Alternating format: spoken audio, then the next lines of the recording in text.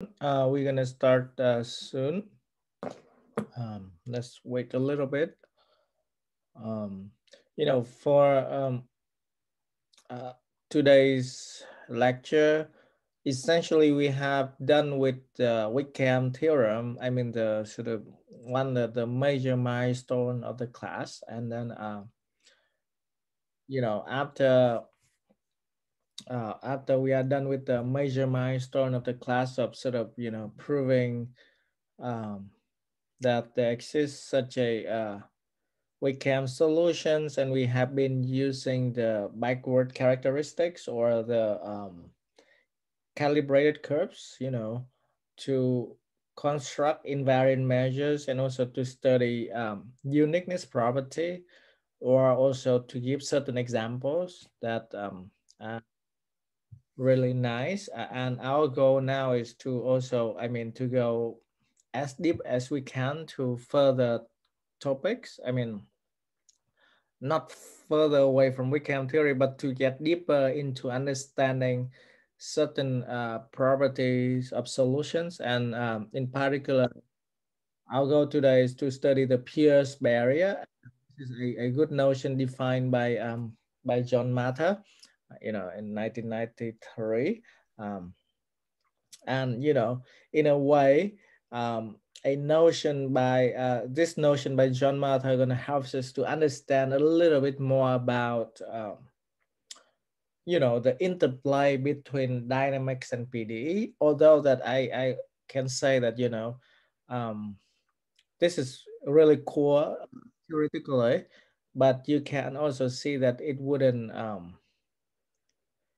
be very like specific. It would be a bit general. The platform is quite general. So let's enjoy it. And again, as I said, we are done with the Wickham theorem. So for now, whatever topics we're gonna do, we're gonna try to go to the you know as deep as we can to understand the properties of solutions. And as I said, in my view, I have always been viewing Wickham as a great set of tools for me understanding further properties of PD or dynamics and so on and so forth. You know, so keep those sort of like big pictures and general ideas in your mind.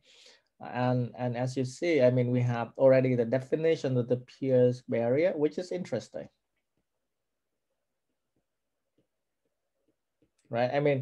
The key thing is that as I often tell myself and students and others, is that when you're trying to do research, if you look at the example like Rothendick and others, right? They're just sitting down, write down every day pages and pages of the whole new theory.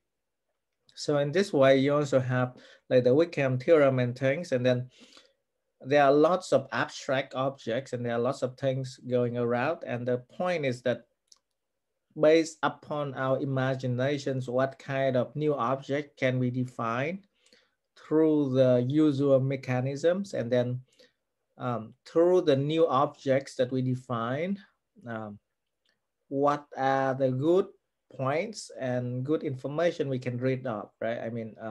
Maybe sometimes specifically, or maybe sometimes sort of like um, abstract in an abstract level, but nevertheless, if there are new objects and if they are natural, then it's nice, right? And earlier we have talked about how to connect 2 points, right, through uh you know through a curve of length 0t, right, to the torus, with gamma 0 equals to x and gamma t equals to y. And as I have told you, that Wickham or the general properties of dynamics concerns more with curves of infinite length. Mapping from the interval of infinite length to the space, and there we can study the dynamics, right? So clearly, for each of the fixed length, you can find an optimal curve. That's exactly the calculus of variation theory we have done earlier. But also, you can try to go further and further, extend more the length of the curve, right? Let the curve wander around the space more and more. And the natural question that here was defined by Mother was, if you would let the travel time going to infinity, then what would you see? What would you observe, right? And that's essentially the definition, nothing more than that. You would try to go from X to Y, you know, in an infinite amount of length. So you wouldn't want the time travel to be fixed. You would like to let the time travel go into infinity, and you take the lim infinite. So lim infinite t goes to infinity of the time travel. I mean the action functional traveling from X to Y plus C0 t. Again, C0 is a normalized constant, right? Or you can, if you want to write out explicitly, you can write out lim infinite t goes to infinity, the action functional going from 0 to t, and infimum, yeah, uh, let's take infimum among all action functional to be specified, L gamma gamma dot plus the normalized constant ds. And here I would take gamma 0 equals to x, right? Gamma t equals to y. So just going from x to y, right? With an infinite amount of time, then what would we have? And that's an interesting object, right? You can just define it based upon imagination. And it turns out that this is an interesting object, and we're gonna spend time to study them. And eventually, I'm gonna connect the dot and tells you that under certain assumptions, the Pierce barrier can be a Wickham solution. Okay, but it's gonna take us a while to get there. All right. Any question or concerns about the definition before I moved on? Okay. So I'm gonna say that basic properties of HXY are quite simple, and they inherit they are they are inherited from from those of HTXY. Okay, but there are certain points that are interesting that deserves some points deserve certain further explanation, but I'm going to go quick on the things that are quite standard up to now. Okay. Again, I recall here the definition of H of t. That's exactly also what I wrote on the right panel. And then I'm recalling very quickly the properties of H of t, that if you go from X to Y in an amount of time t, and then go from Y to Z in an amount of time t prime, then it's always more expensive than going directly from X to Z in an amount of time t plus t prime, right? So that's what we prove. So the first thing is the first claim is standard. The second claim is also standard because this is just the definitions of U is dominated by L plus C, right? Because let me just recall it. So the second point, so first point is standard. Second point is also just based on the definition of U bounded dominated by L plus C not. I guess I'm forgetting C not there. No, I mean it's a general thing. I'm sorry. Dominated by L plus C means that, again, I'm just recalling quickly the definitions, means that the difference in value is less than equals to the action functional. Again, it's quite standard up to now for any gamma absolutely continuous from 0t to the torus with gamma 0 equals to x, gamma t equals to y. Okay, so that's standard. The third claim, I will prove it, but it's also quite standard. But let me just say that to be proved or proven. Okay.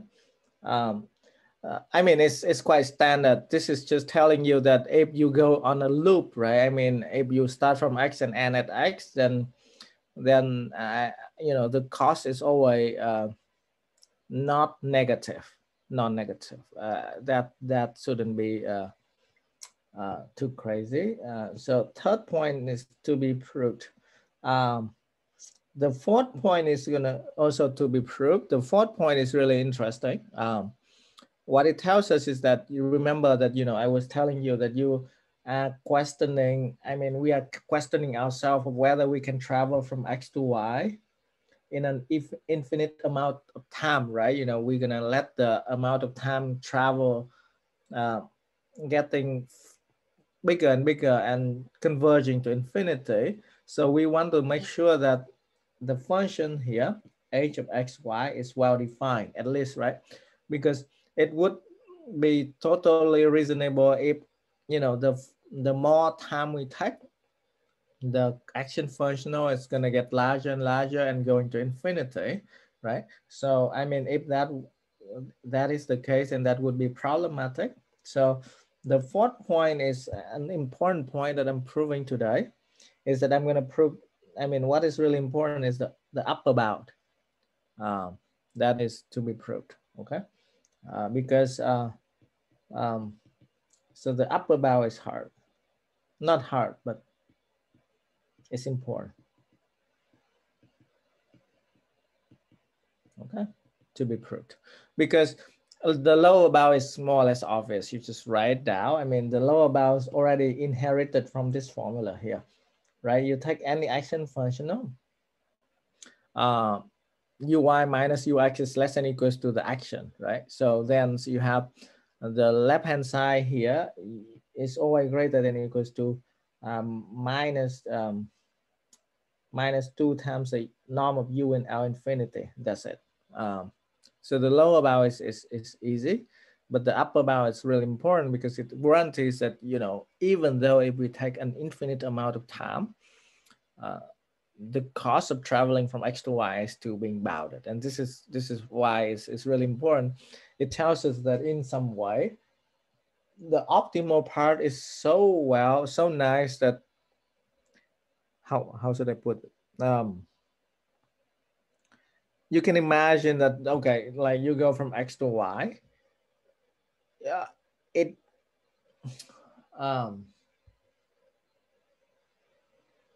okay, I mean, like I have to be very precise later on, but essentially you can imagine that to go there from X to Y in such a way that it takes you an infinite amount of time, and the cost of your energy is still finite, is somehow like you go from X to a certain rest point and you're gonna stay there essentially forever, okay?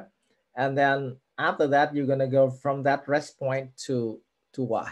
And that sort of rest point, the place that you're gonna stay is essentially forever, corresponds to exactly the backward characteristics or the calibrated curves. So those are nice. I mean, those are, roughly speaking, belonging to the invariant set, the matrix set, or something like that. Those are the good places, you know. Yeah, I'm not talking about the good place on Netflix, but okay. Anyway, so all right. So the let's see, and the fifth and the sixth point are kind of done earlier, right? The fifth point was just calculus of variations, done, and the sixth point was an important point that we proved earlier, is that if you go out for some time greater than t naught, then your function ht is Lipschitz with constant less than equals to ct naught for any t greater than or equals to t naught. Okay, so that's a big deal. We proved it earlier. Okay, so so eventually it boils down to the fact that we only have to prove 3 and 4, right? Okay, great. So let's do it. So I was just explaining that, and then let's prove 3.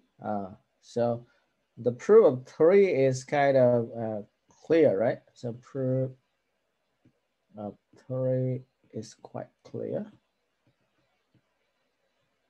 Why is it clear? Because of the fact that how should I put it? You know, like, remember, let me recall 3 here. So I just need to find a lower bound, right, of htxx plus c naught of t, right? But basically what I was using here was that, you know, maybe already from the above point is that if we are going on the loop, so if we have the loop gamma, not you know, a loop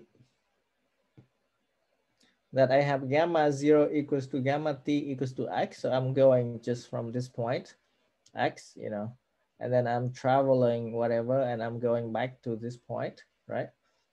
Then if I'm going on a loop with gamma 0 equals to gamma t equals to 0, then I can just plug back to the above formula, right? Then ux minus ux is 0. So I could just have 0 is less than equals to integral from 0 to t L of gamma dot plus c naught ds, right, for all t. And you take infimum over t over gamma.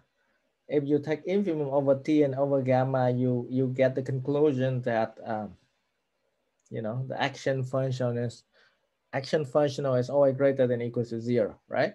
And also that, you know, not only that, you can also from here implies that this also helps to imply that ht of x plus c naught t is greater than or equals to 0, and this also implies that h of xx is greater or equals to 0.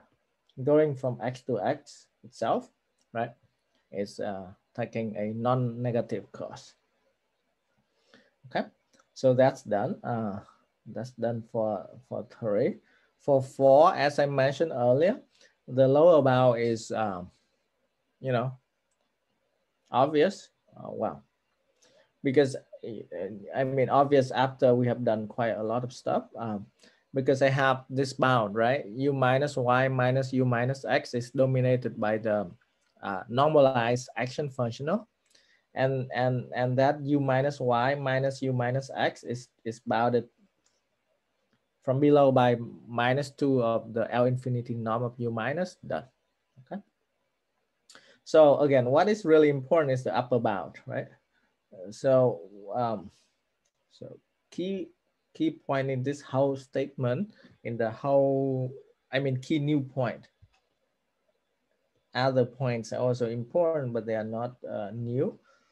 Is that we need to show for any t greater than equals to t naught, I would have you know,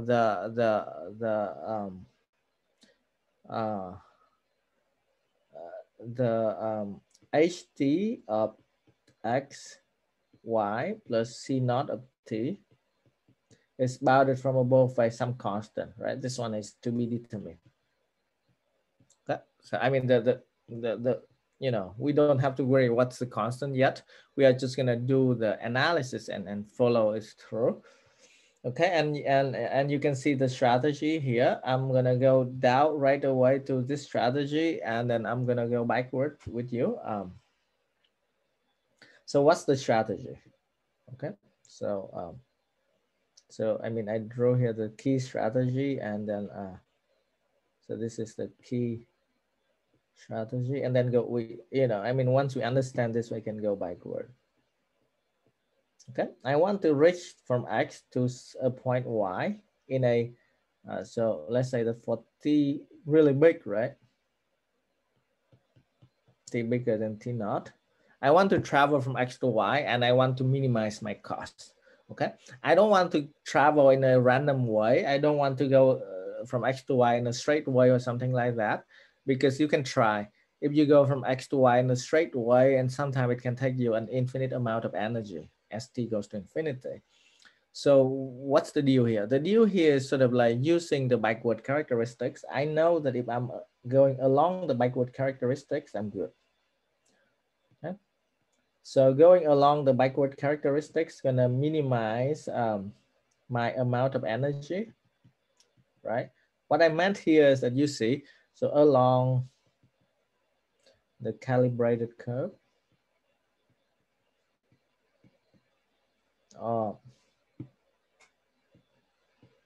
backward characteristic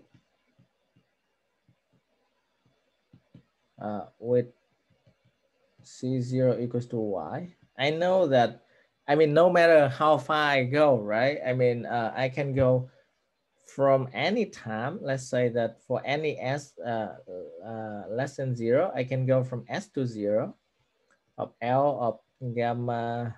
No, I mean, I would write as something more general. For any S2 less than S1 less than equal to 0, going from S2 to S1. I mean, the amount of time from S2 to S1 can be huge, can be infinite, doesn't matter.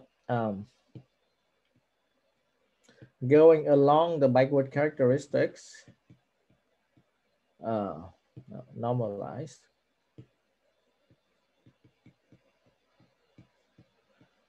The price I have to pay is at most just a difference of the Whitcomb solution, right? So U minus of C S1 minus U minus of C S2, and this one is bounded. Okay, no matter how big S1 minus S2 is. Okay, so that's the key point. So it tells me that if I'm going along this backward characteristic, I'm good.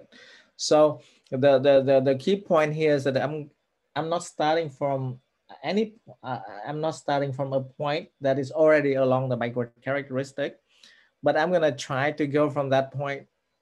I mean, I'm gonna try to reach the backward characteristic, and along the backward characteristic, in a way, I'm sort of taking a free ride, right? I'm not paying a lot.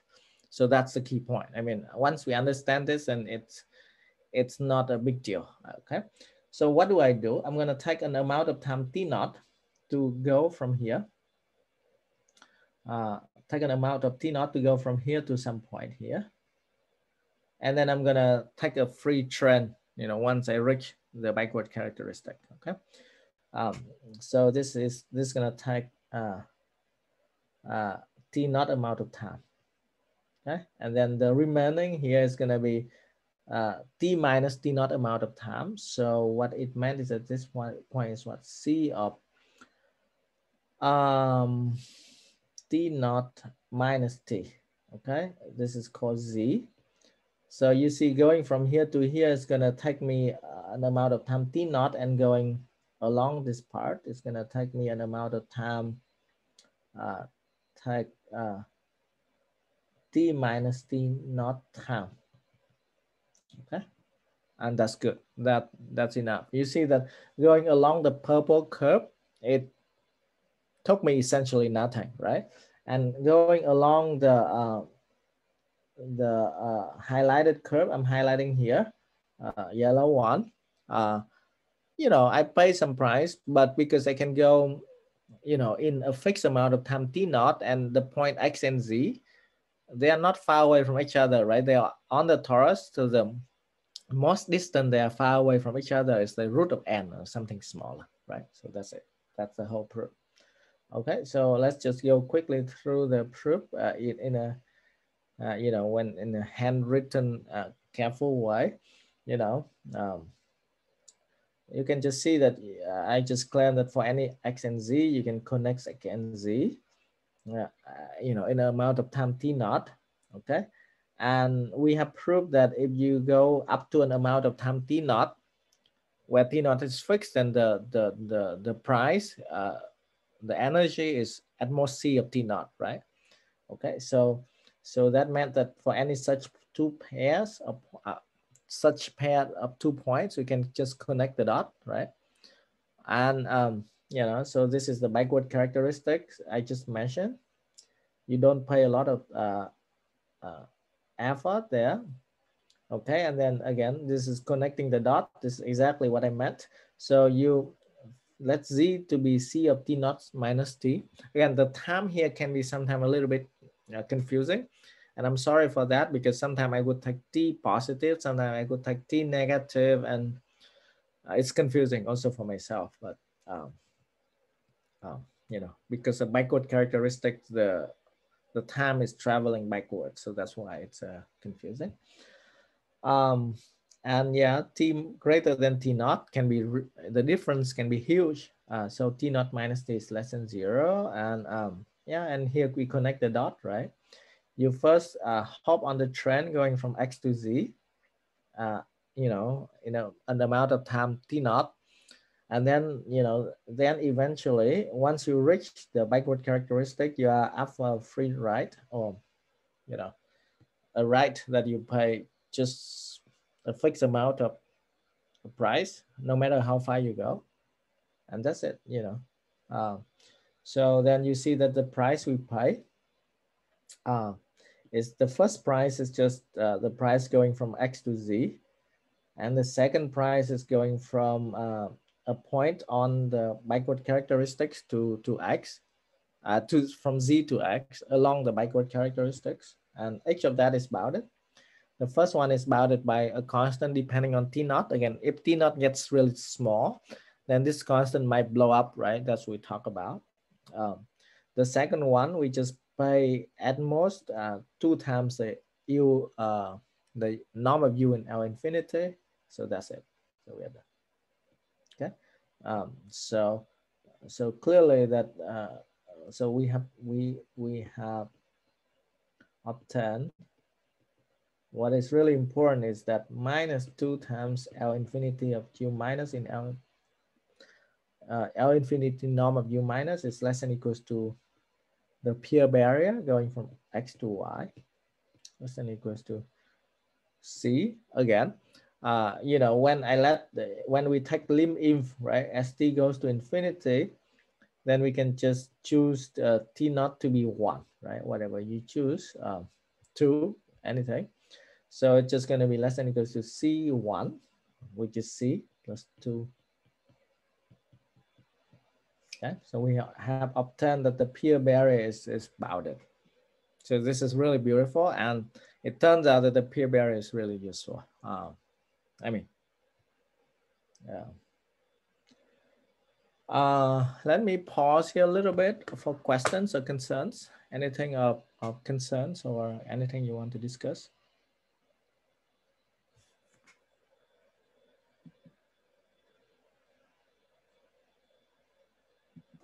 Is it clear that the H is going to be finite?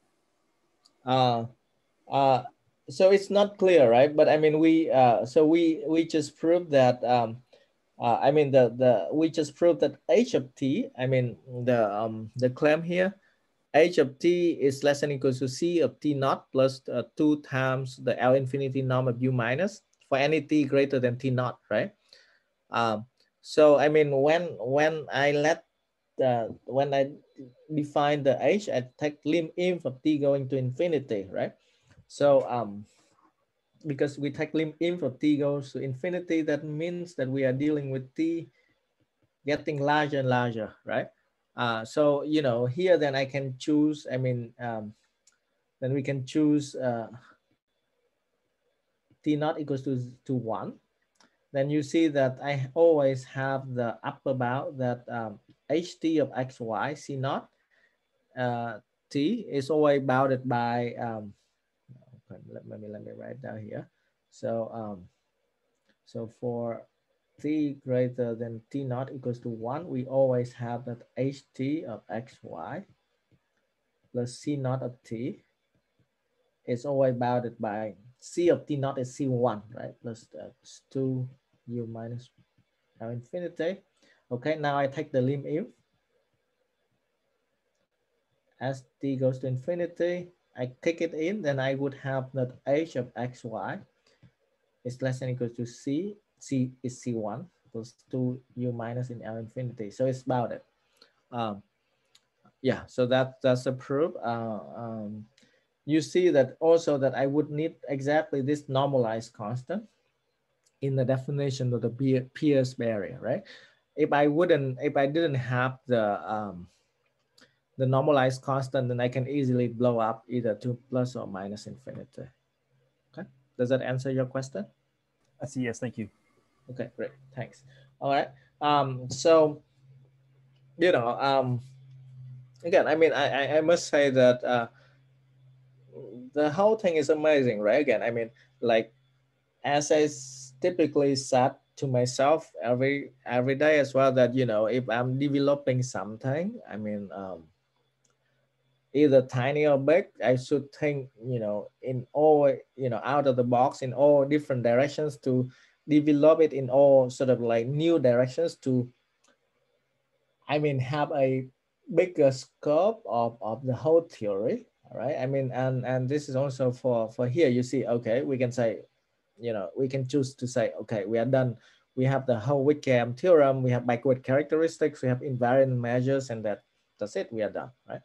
But somehow that if you keep thinking, then you can come up with definitions of certain core objects like this one, and it turns out that it's useful, right? You're trying to imagine like what would it be, right? I mean, what would be the kind of like infinite time curve connecting 2 points and give you like the best action functional, and that in a way you have seen the point, right? In a way you would try to go from this point to some point that to something that is really optimal, and then you would hop on the I mean the trend that give you the essentially the free ride. Or there's another way, another thing I want to tell you. So this is sort of a thought experiment, right? So a sort of a thought experiment. Okay. This is totally made up, right? But let's say that I have this is x, this is y. Okay, let's say that I have the backward characteristic of y. Right? I have it's gonna be okay, not good. Yeah, I don't know how to draw the picture actually. It's gonna be have to be sort of like dense. Yeah, this is bad, but okay, fine, whatever. So let me, what do they call it? C. Okay, so C is the backward characteristic of Y, right? You can imagine that C is sort of dense in the torus, or you can say that X is a recurrent point of C, meaning that the orbits of C getting as close to X as you want, for infinite amount of times. Then essentially, although that you cannot go directly on the backward characteristic from X to Y, but in a way, it just takes you a tiny bit amount of energy for you to hop on the trend, right? From X, you just hop on the backward characteristics and you go through the backward characteristic. It gives you essentially the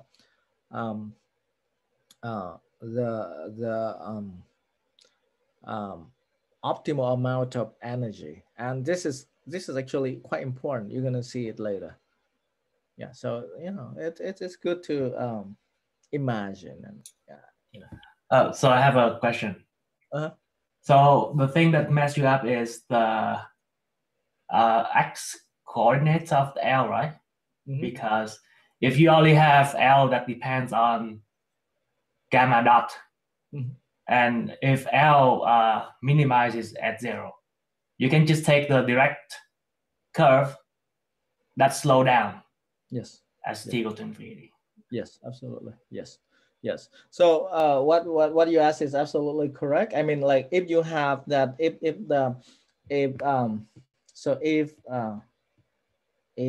L is just equals to LV or H just equals to H of P, then everything makes sense. You can write things down, and you can see that exactly that that you can choose to go in a slow down way, slowly, so that it costs you the less. And essentially, I mean, in certain ways, what I can say is that in this case, it's called the integrable case, because we know exactly what's the dynamics, right? You know, the dynamics of all the of all the what did I want to say? Of all the minimizers are gonna be straight lines, right? By using Jensen inequality. So you know, all gammas are straight lines. I mean, even if L is not convex, this still works straight line. So when L is not convex, okay, so yes, so when you write out the cell problem or the ergodic problem, when the Hamiltonian doesn't depend on x, then your cell problem or ergodic problem just going to be h of du minus of x equals to c0 in the torus. And absolutely, in this case, you can just choose u minus to be constant, and the constant c naught is nothing but h of 0. So in this case, indeed, everything is nice and it's integrable. I mean, like, so you can see that the u minus and everything is just constant, right? So indeed, I mean, for Wickham theory, this is not doable. Wickham theory has to deal with uniform convex cases, but from PD perspective, indeed, I mean, we do have a theory for the ergodic problems and for things in a non-convex case, and you know, this is what is math. Yeah. To understand deeper the dynamics, then I'm not. Yeah, I'm not sure. But for certain problems, when you're Hamiltonian depending on only on P, then sure. I mean, it's when you write out the Hamiltonian ODE, they're exactly straight lines. Yeah, absolutely. Yeah, great. Thank you. Any other concerns or question?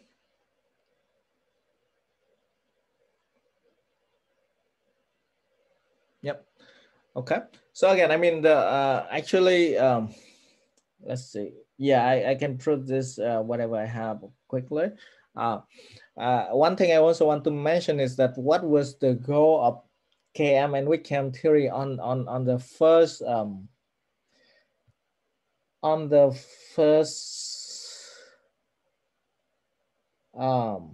in the first place, you know, like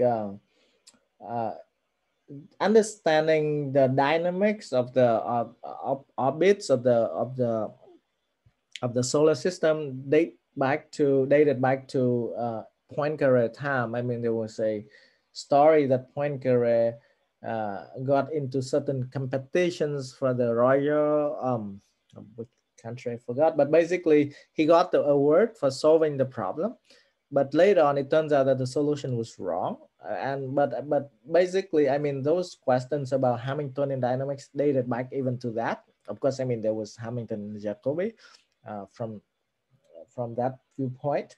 But then from Poincaré time, and it turns out to be a very important question, was the fact that it's related to exactly this problem, that if you have H is only H of P, then when you consider your Hamiltonian ODE is integrable,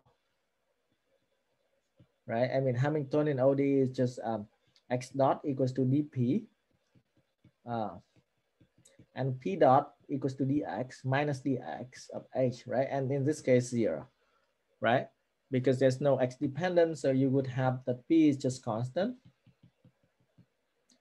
p0, and x is just xt is just going to be x0 plus t times the h of p0. So it's integrable. You have you know, they are straight lines. Again, they can be dense or not depending on this rotation vector. So KM theory or Wickham theory, the first goal was based upon a question about the fact that let's say that you have something that is integrable, something that is, you know, like nice, right? You have explicit solutions, things that's kind of stable, you know, like the orbit of the Earth around the sun is stable, but it's not periodic, right? I mean, like you know, like if you keep track with the orbits of the Earth back every year, it's not coming back to the same point. So things are not exactly periodic, but they can say that, you know, if things are integrable, if you have things that's stable, it's good. So the question of KM theory at the beginning was that, what if you perturb your Hamiltonian system a little bit? If you take h of epsilon xp is equal to this h of p, that is integrable, and plus epsilon times certain perturbation terms, so xp, then is your Hamiltonian system still integrable? And that was the question of KAM. And it was done by Kolmogorov and then Arnold and Moser, you know, dated back to, you know, the 1950s. But what we are doing here is actually much more general, that we are not talking about any just perturbations, right? We are talking first, you know, so Wickham theory is about non-perturbative regime.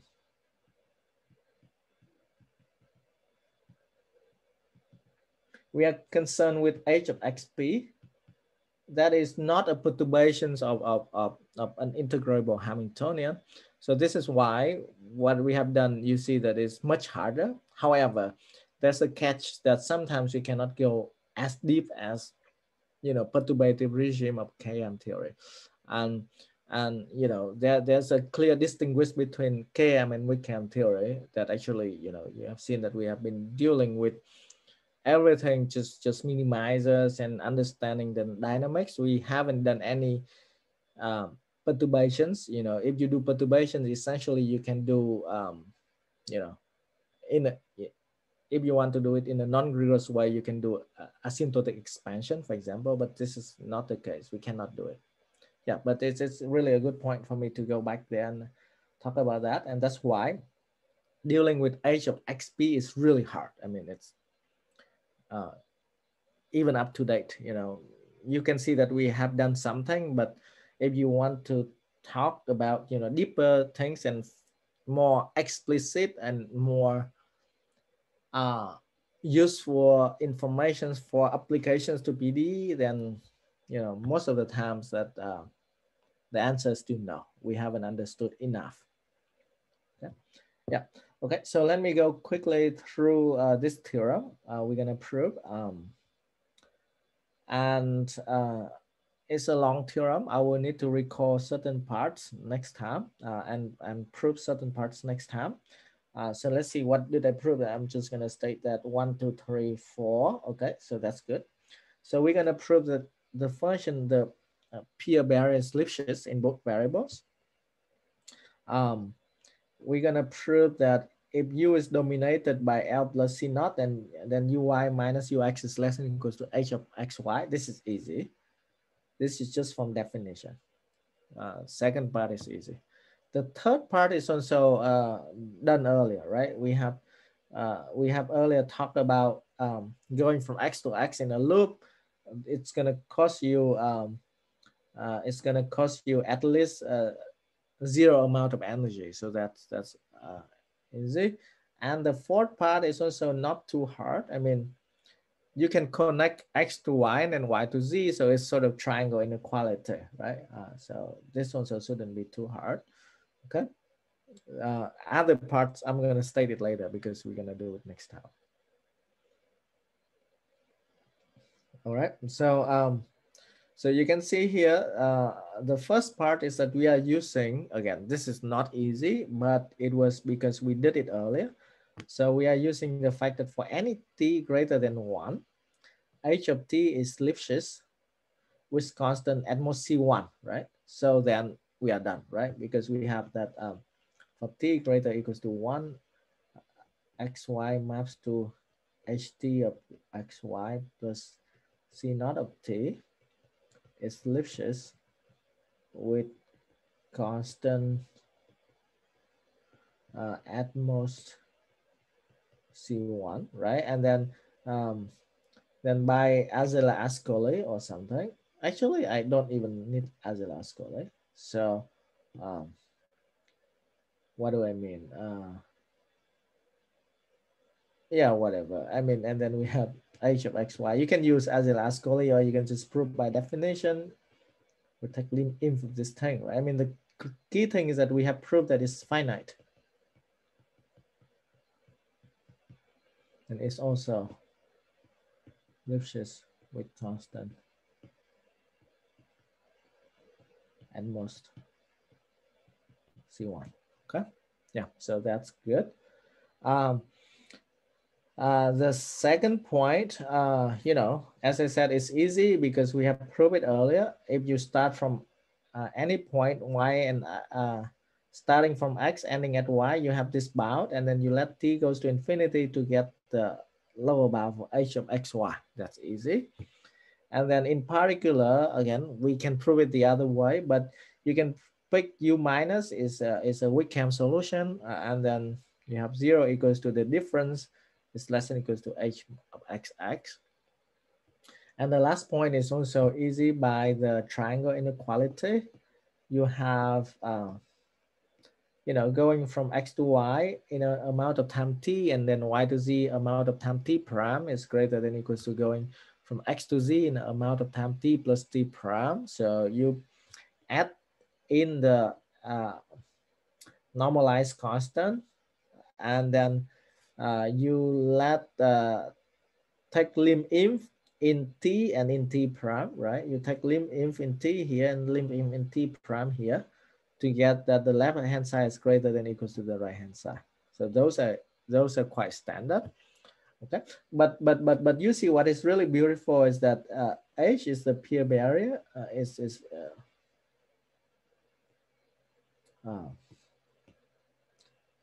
So the Pierre barrier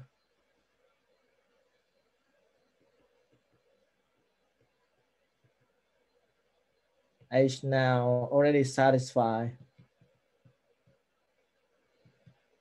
You know, the first thing we have was that minus 2u minus of L infinity, that's equals to h of xy. That's equals to C1 plus 2u minus of L infinity. And, you know, of course, you can say that here h in L infinity is bounded by C, no problem. The second point that is already nice is that you have xy maps to h of xy is Lipschitz with constant C, right? Less than equal to C1. And moreover, that you have that has the triangle inequality, right? So it's really a beautiful object, right? Again, at least theoretically. I mean, it's still triangle inequality, right? Here, going from x to y in an infinite amount of time, then going from y to z in an infinite amount of time is still greater than equals to going directly from x to z in an infinite amount of time. Again, that's pretty much it, what we have done today. We go further, and you can see that some of the results we are proving, I mean, some of them are not too hard, but what is interesting here is one point that we're going to do is that if you're on the matter set, then it's cost you nothing to go from there to there. Okay, yeah. So I'm going to stop here. Any quick question for me?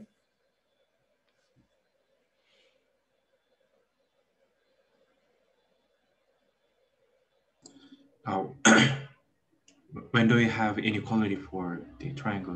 When do you have equality for triangle inequality? Okay, that's a good point. In general, I can say that we don't know, but you can see that you can see that when you have you know, because everything here is quite you know, like quite abstract, right? But I can say that, you know, for example, it's going to relate it to exactly the 0.6 that I just mentioned, right? How do you have, you know, like for example, you have, you know, this is even a simpler thing, right? You have the Pierre barrier of xx is greater or equal to 0, And then you can see that at certain points that are in certain invariant sets, and you have equality. And similarly, you can answer that question that, you know, for X, Y, Z satisfy certain conditions and you have equality. But if you want me to answer the question that characterize all such points, then I don't think that is available, because of the fact I told you guys all earlier that weak KM theory is really great. However, in higher dimensions, that invariant sets are too tiny. They don't capture every, you know, everything we would hope for.